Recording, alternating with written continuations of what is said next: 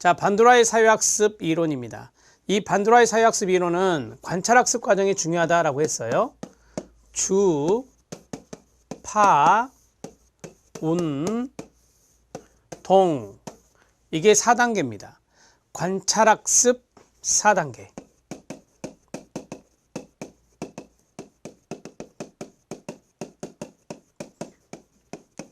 여기에서 앞에서 말씀드렸던 개념이 쏙쏙 뽑아져 나와요. 지금부터 제 설명을 잘 들으셔야 돼요. 첫 번째가 뭐냐면 주의 집중입니다. 상대방의 행동을 관찰하고 학습하는 거예요. 그러면 상대방의 행동이나 태도를 주의 집중해서 봐야 되는 거예요. 그 다음에 이 말이 좀 어렵지만 파지예요. 앞에서 인지가 있었죠. 머릿속에 기억하는 거예요. 그 다음에 운동재생이에요. 운동재생은 머릿속에 기억만 하면 뭐예요? 행동으로 수행해야지.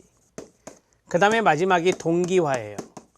동기화는 자기 강화와 연관성이 있어요. 이렇게 주파운동으로 정리해 놓으시고, 이 주파운동 자체가 한 문제가 될 수 있거든요. 그래서 알아두실 필요가 있습니다. 자, 잘 들으세요. 지금부터 어떤 아이가 진짜 인사성이 없습니다. 그런데 인사를 잘하는 한 사람을 모델로 삼아서 인사를 잘할 수 있도록 해보려고 해요. 그러면 처음에 어떤 생각을 해야 될까요? 아, 내가 이것을 해서 인사를 잘하는 아이가 될 수 있어. 나 그렇게 해볼 거야. 라는 생각과 신념이 있어야 되죠. 그게 바로 이제 자기 효능감이라고 하는 거예요. 자기 효능감은 내가 무엇인가를 수행할 수 있다라고 하는 자기 확신을 말해요. 자기 신념을 말해요. 그게 자기 효능감이에요. 이게 있어야 주의 집중이 되는 거예요. 이걸 먼저 갖고 장착되어 있는 상태에서 해야 된다라고 하는 겁니다. 그러면 어떤 모델에 대해서 관심을 갖는 겁니다.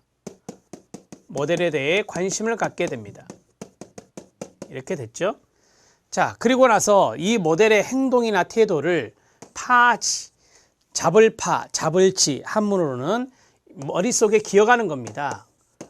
머릿속에 기억한다 라고 보시면 돼요. 아, 그러면 이 반두라는 인지라는 요소도 중요하게 생각했구나. 그래서 반두라의 이론을 사회인지 이론이라고도 해요. 다른 학문 쪽에서는 사회인지 이론이라고도 해요. 자, 그 다음에 이제 운동으로 재생한다. 운동재생은 행동으로 수행한다라고 했잖아요.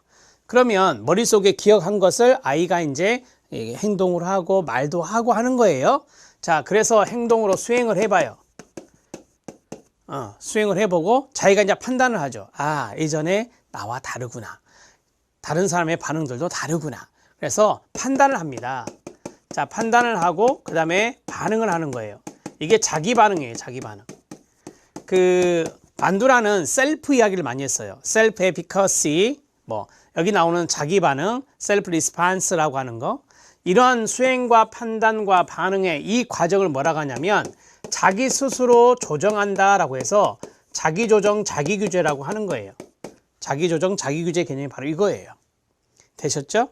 그리고 나서 이제 동기화가 되는데, 이 동기화가 뭐냐면 말 그대로 자기 강화예요. 인사를 잘하는 행동은 좋은 거니까 강화가 되는 건데, 바람직한 행동이니까. 그런데 이제 셀프가 나오는 거예요. 셀프 레인포스먼트. 그래서 스스로 바람직한 행동을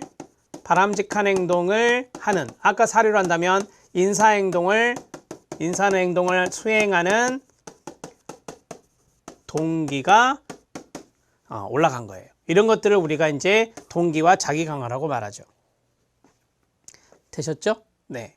자, 모델을 그대로 보고 따라하는 것. 모델링, 모방이라고 하잖아요. 여기 안에는 모방이라는 것이 숨겨져 있죠. 이런 자체가 모방이 될 수 있겠죠. 다른 사람의 행동을 보고 머릿속에 기억했다가 따라했으니까 이런 것들을 우리가 모델링했다 이렇게 말할 수 있어요. 지금 한 가지의 개념만 빼고 다 나왔어요, 여러분. 자, 제가 이제 파란색으로 체킹해 나갈 건데, 자신이 어떤 행동, 어떤 목적이 있는데 그 목적을 수행할 수 있다라고 하는 자기 확신이나 신념을 자기 효능감이다 이렇게 말했어요. 자, 그 다음에 여기에 보면 인지가 있잖아요. 이 머릿속에 그 사람의 행동과 태도를 기억하는 인지라는 개념도 이야기했고요. 그 다음에 어떤 것을 수행해보고 판단하고 그 다음에 반응의 절차를 거치는 자기조정, 자기규제의 개념이 들어있고요. 그 다음 바람직한 행동을 스스로 바람직한 행동을 수행하는 동기가 작동하는데 그것을 우리는 자기조정, 자기규제라 자기 강화라 한다. 그 다음에 모방, 모델링이 나와 있었고요. 자, 이런 것들이 이제 쭉 반도라의 개념에 들어있고요. 관찰학습의 내용도 개념이잖아요. 6번이 되겠습니다. 하나 빠진 게 뭔지 아시죠? 상호결정론이 빠졌어요. 상호결정론은 어떤 거냐면 이런 거예요. 자, 나의 인지가 작동했어요. 자, 그리고 환경의 모델이 있어요. 환경의 모델이 있고 이 모델의 행동을 내가 따라서 하는 거잖아요. 그러면 이 세 가지가 서로 상호작용을 해야 되는 거예요. 상호작용해야 이 관찰학습이 잘 이루어질 수 있는 것이죠. 이런 것들을 우리는 뭐라 하느냐? 상호결정론이라 한다. 상호결정론의 개념은 간단해요. 개인의 인지와 환경과 그 다음에 행동 간의 상호작용을 말하는 거죠.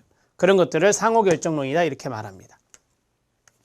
이거 하나로 모든 이 반쪽짜리의 개념이 다 들어있다. 이걸로 끝난 거예요. 공부는. 자, 이제 교재를 보면서 이해하시면 되는 거예요. 자, 이제 모델링 모방 봅니다. 다른 사람이 행동하는 것을 보고 들으며 그 행동을 밑줄 따라서 하는 것까지요. 모델링에 이용하는 모델과 관찰자의 유사성이 있을수록 더 많이 하고요. 모델의 취미나 신분이 높을수록 더 따라하려고 하고요. 신뢰의 정도나 전문성의 여부가 있을수록 따라하려고 하고요. 모델 학습의 횟수에 따라서 다르게 나타납니다. 모델 학습의 횟수가 많으면 많을수록 모델링 효과는 좋겠죠. 인지입니다. 학습된 반응을 수행할 의지의 표현은 인지의 통제, 즉 내 머릿속에 그걸 기억하려고 하느냐 안 하느냐, 그게 중요하다라고 하는 거예요. 사회적 학습은 인지행동적 학습이라고도 합니다. 자기조정, 자기규제는 2번 나오죠. 수행과정, 판단과정, 자기반응과정 이런 것들이 나와요. 자, 수행과정, 판단과정, 자기반응과정 그 자리에 현관펜 밑줄 쫙 그어주시면 돼요. 이거 나오면 자기조정, 자기규제라고요. 개인은 자신의 행동 결과를 예견하고 통제하는 기준을 가지게 되는데 이는 자기 관찰, 자기 판단, 자기 반응의 과정이 있다. 자기 강화 들어갑니다. 자기 강화는 1번 스스로 동그라미 셀프니까 스스로 자신의 감정과 인지사고를 통제하고 행동을 제한할 수 있는 능력이 있음을 믿고 그 능력으로 인하여 자신의 행동을 유지 변화시켜 나가는 과정을 자기 강화라 합니다. 이걸 동기화다 이렇게도 이야기하고요. 직접 강화와 대리 강화는 환경에 의해 주어지는 것이지만 자기 강화는 각 개인의 의식적으로 만들어지는 겁니다. 쉽게 말씀드리면 대리 강화는 외부에서 하는 거예요. 직접 강화도 외부에서 하는 거예요. 우리가 앞에서 아이스크림을 사준다느니 컴퓨터 게임을 하게 해준다느니 용돈을 준다느니 이거 다 뭐예요? 외적인 강화죠. 외부에서 주어지는 강화예요. 스키너는 그걸 강조했고 이 반도라는 외적 강화는 크게 중요하게 생각하지 않았어요. 자기 강화를 중요하게 생각했지. 자기 효능감 1번 자기 효능감은 바람직한 효과를 기대하면서 산출적인 행동 반경을 성공적인 방향으로 수행토록 인도하는 개인의 믿음이다. 제가 앞에서 말씀드렸죠. 자기 확신, 자기 신념이다 이렇게 말했어요. 즉 자신이 바라는 목적을 이루기 위해서 어떤 특정 행동을 성공적으로 수행할 수 있다는 신념이다. 즉 붙어서 마지막까지 그게 이제 좀 중요한 거니까 자, 그 대목에 밑줄 한번 쭉 그어주세요. 다시 읽어드리면 자신이 바라는 목적을 이루기 위해 어떤 행동, 특정 행동을 성공적으로 수행할 수 있다는 신념, 이것을 자기 효능감이라고 이야기합니다. 자기 효능감은 개인의 과거 성취 경험이나 대리 경험이나 정서적 각성이나 언어적 설득으로부터 비롯된다라고 해요. 여기는 이제 조금 더 깊이 있는 심학습 내용인데 이런 것들이 자기 효능감을 생기게 한다라고 하는 거죠. 다른 사람이 너는 할 수 있어 언어적 설득하면 생길 수 있는 것이 자기 효능감이다. 다른 사람이 성공한 경험을 보는 거죠. 대리 경험. 그러면서 내가 자기 확신을 가질 수 있는 것이죠. 그 다음에 긴장감이라고 하는 것이 필요하다라고 하는 거죠. 정서적 각성 이런 것들이 이제 약간의 긴장감인데요. 이런 긴장감이 자기 효능감을 갖게 하는데 도움이 된다라고 하는 겁니다. 자기가 과거에 어떤 것을 성취한 경험이 있을 수도 있잖아요. 대리 경험 말고 자기가 성취했던 경험이 있으면 자기 효능감이 생길 수 있는 겁니다. 이 네 가지가 바로 자기 효능감의 원천이라고 해요. 참고하셔도 돼요. 그 다음에 상호 결정론은 그림 보시면 여기에 사람, 개인이에요. 그 다음에 이쪽이 행동, 그 다음에 이쪽이 환경 이렇게 나와 있죠. 이 세 가지의 상호작용을 말하는 것입니다. 인간은 행동하면서 환경이라는 개념을 활용하면서 이들 요소 상호 간의 관계를 맺고 영향을 서로 주고받으면서 발전하게 된다. 즉 인간의 행동 그리고 행동이 실행되는 환경의 특성들이 서로 지속적인 상호작용을 하는 것. 2번 지문이 좀 더 좋아요. 그래서 2번 지문 나오면 인간이 들어있네, 행동이 들어있네, 환경이 들어있네, 뭐 상호작용한다고? 그러면 이건 상호결정론이구나, 이렇게 이해할 수 있다 이거죠. 자, 관찰학습 과정은 주파 운동으로 에우라 있습니다. 주의 집중, 모델의 행동에 집중, 정확하게 지각하는 걸 말합니다. 파지, 보존, 기억이라고도 하는데 관찰된 모델의 행동을 기억하는 단계, 인지가 여기에 들어갑니다. 운동 재생은 모델의 행동을 기억한 것을 새로운 반응 유형으로 나타내는 건데 행동으로 수행하는 거라고 보면 돼요. 마지막 동기화는 정적 강화가 주어지게 되면 모델의 행동을 수행하게 된다라고 하는 것입니다. 자, 자기 강화 요소가 강하다 이렇게 말씀을 드렸었어요. 자, 이제 6번 인본주의 들어갑니다. 칼 로저스의 이야기부터 나오는데 칼 로저스는 현상학 이론의 학자입니다. 아브라함 매슬로우는 욕구위기 이론의 학자인데 이 두 분 다 인본주의 학자입니다. 인본주의는 인간관이 상당히 긍정적인 거 알고 계시죠? 인간은 자기 목표를 향해서 나아가는 목표 지향적 인간이다 이렇게 말하죠. 그리고 인간의 많은 부분에 잠재력이 있을 수 있어서 인간을 전체적으로 파악하는 전체적 인간관을 가지고 있다라고 해요. 뭐 이 정도는 참고적으로 알아놓으시고요. 로저스의 현상학 이론에서 충분히 기능하는 사람이 있습니다. 자, 로저스로 넘어왔습니다. 자, 로저스의 현상학 이론, 현상학적 이론이라 하죠. 우리 로저스 뭐 배웠습니까? 안 배웠다 하지 마세요. 실천 기술에서 인간 중심 모델을 배웠습니다.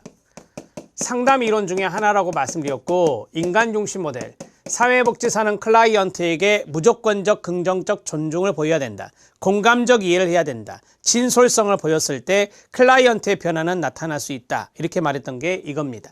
근데 우리는 인행사를 하고 있기 때문에 이 대목에 착안하셔야 됩니다. 자, 현상학적 이론에서 중요한 키워드는 지금 여기입니다. 지금 여기를 강조해요. 과거 중요하지 않아요. 지금 현재, 지금 여기에 상황, 여기에 있어서였던 세팅 이런 것들이 중요하다라고 합니다. 현재를 강조한다라고 보시면 됩니다. 그 다음에 하나 더 주관적 경험을 중시합니다. 그 클라이언트의 주관적 경험을 중요시한다라고 보시면 됩니다. 객관적인 상황이 중요한 게 아니에요. 자기가 주관적으로 어떠한 경험을 지금 하고 있느냐 이런 것들을 아주 중요한 포커스로 잡고 있는 것이 현상학적 이론이라고 말할 수 있습니다. 현상학적 이론에서 우리가 이제 충분히 온전히 기능하는 사람의 이야기를 로저스가 했어요. 근데 이 5가지 요소가 필요하거든요. 5가지 요소를 외우려고 하지 마시고 그냥 그래, 충분히 우리가 살면서 기능하기 위해서는 어떠한 자세, 어떠한 것이 요구될까? 첫 번째는 실존적인 삶을 살아라. 실존적인 삶을 살아라 라고 하는 겁니다. 실존적인 삶을 좀 더 쉽게 말씀드리면 지금 여기, 이게 실존이거든요. 지금 여기에 충실한 삶이에요. 그런 것이 바로 여기에 들어갈 수 있고요. 그 다음에 두 번째, 요거 중요하다고 했잖아요. 경험을 많이 해봐라. 경험 개방성이다 라고 하는 겁니다. 무엇이든지 회피하려고 해서 안 하려고 하지 말고 경험을 해봐라 라고 하는 거죠. 경험 개방성입니다. 그 다음에 세 번째는 선택의 자유입니다. 선택의 자유가 있어야 돼요. 그러니까 내가 어떠한 길로 갈 것인가를 선택하는데 내가 자유의식이 있어야 된다라고 하는 거예요. 어떤 것에 의해서 걸림돌이 생기면 안 된다라고 하는 것이고요. 그 다음에 자기 신뢰가 필요하다라고 하는 거예요. 내가 이걸 하면 후회하지 않을까라고 하는 그런 자기에 대한 불신보다는 자기 신뢰감을 갖는 게 중요하다.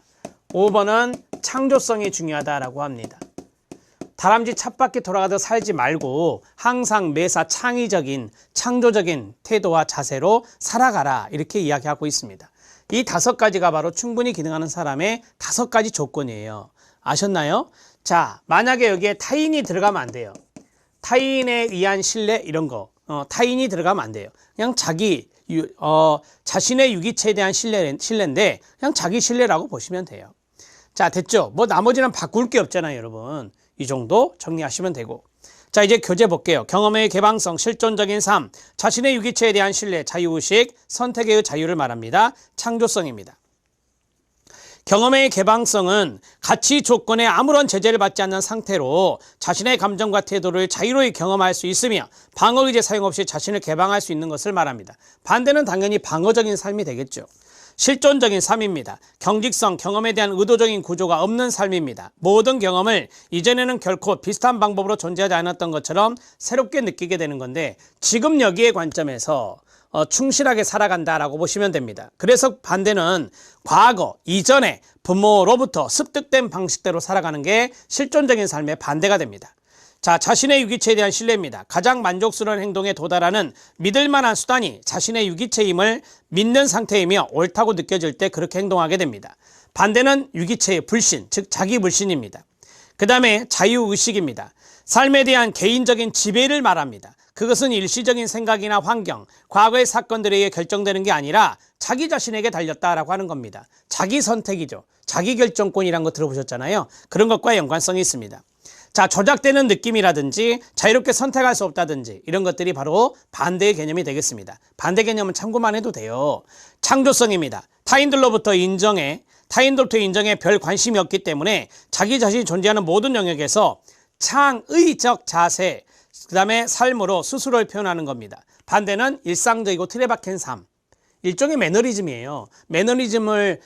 매너리즘의 상태로 살아가서는 안 된다라고 하는 것을 이야기하고 있는 겁니다. 되셨죠? 자, 이제 매슬로우 들어갑니다. 자, 매슬로우는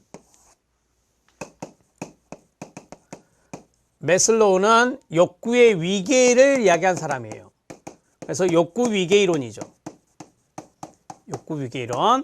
이 두 사람은 앞에서 말씀드렸어요. 제가 인본주의라고 인본주의에 해당된다 이렇게 말씀드렸습니다. 자, 욕구 위계 이론은 욕구의 위계가 있다고? 그러면 그리면 되는 거죠. 거기 밑에 그림이 있잖아요. 그 그림을 보고 여러분들이 첨삭을 하시면 됩니다. 필요한 부분이 있으면.